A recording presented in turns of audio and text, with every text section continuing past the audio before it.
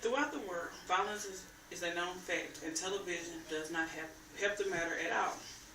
One problem of TV, it plays a big role in a child's life because he or she loves watching the entertainment.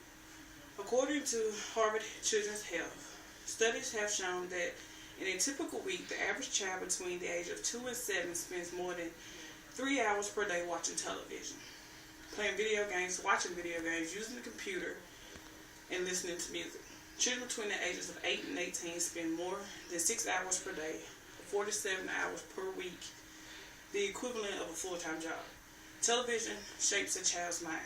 A child starts watching television at a very young age, and many children may imitate what he or she sees on television. Violence on television is also an issue in sitcoms because they are supposed to be family-based on the average family life, but still, some shows violent content that some younger children should not be viewing. For most American families living in the world, visions of blood, injuries, weapons, fights are most common and seen throughout the half-hour to hour-long television programs. Is not good for children. There are a lot of rated R movies that children should not be seeing the graphic images of because movies are becoming scarier and more violent as they are being made.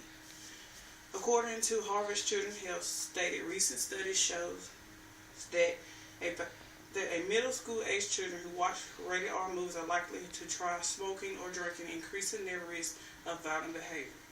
Movies create heroes that commit crimes and kill people that he or she never receives punishment for that crime, and children see that and think it's okay to commit crimes because they could become heroes one day also.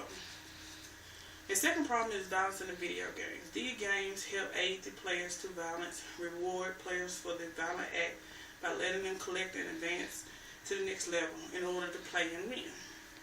The player has to be the aggressor. Rather than watching violence, as he might do on television, he's committing the violent act towards people in the video games. The games are more realistic and bloodier than ever. Just to name a few of the games are Grand Theft Auto, Call of Duty, Black Ops, Mortal Kombat, and Resident Evil. Many parents could say that the violence of the video game could be blamed for many of the school shootings, increasing bullying and suicides.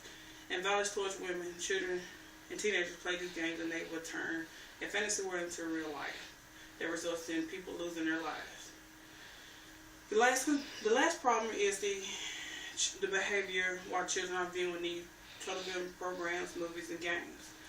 According to Harvard Children's Health, unfortunately, violence is everywhere. It's in our homes, in our neighborhoods, in the news, and television, and movies.